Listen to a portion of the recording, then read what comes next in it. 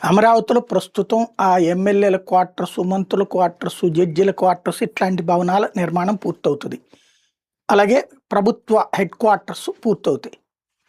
ఈ quantum valley మొన్న జనవరి 1 కన్నారు. అదేం కాలేదు. భవిష్యత్తులో ఏదో పెడతామంటున్నారు. ఒక ఆస్పెక్ట్ అది కూడా 2 అంతస్తుల బిల్డింగ్ ఏదో. ముందు అనుకున్నటువంటిది కాదు.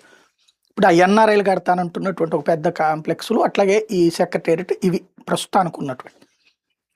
ఇక్కడ అతిపెద్ద సమస్యల్లా ఏంటంటే ఒక గ్రోత్ అంటే రాజధాని కడుతున్నారంటే మొదట్లో ఉన్న టెంపర్‌మెంట్ ఇప్పుడు లేదు. ఆ రైతుల్లో ఆ రోజునున్న ఉత్సాహము ఇప్పుడు లేదు. మధ్యలో 3 రాజధానుల ఇంపాక్ట్ కావచ్చు. ఆ తర్వాత చంద్రబాబు వచ్చాక కూడా ఇవాల్టికి కూడా పనులు జరుగుతూనే ఉండటం కావచ్చు. ఆ కొండవీటి వాగు, పాలవాగు ఇయన్నీ వస్తూ ఉండటం కావచ్చు. అక్కడ దానికి వచ్చినటువంటి అప్పులు తక్కువ కావచ్చు. మెయిన్ ఏంటి? టోటల్‌గా పూర్తి కావాలి.